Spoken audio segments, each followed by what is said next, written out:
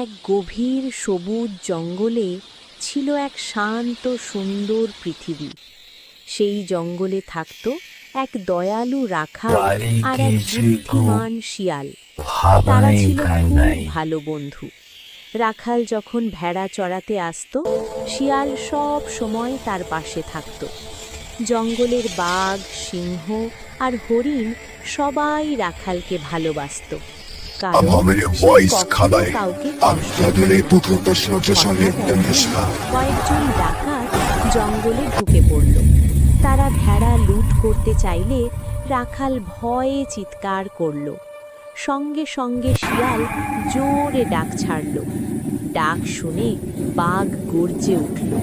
সিংহ সামনে এগিয়ে এলো। হরিণেরা দল বেঁধে দাঁড়ালো। ঠিক তখনই জঙ্গলের গভীর থেকে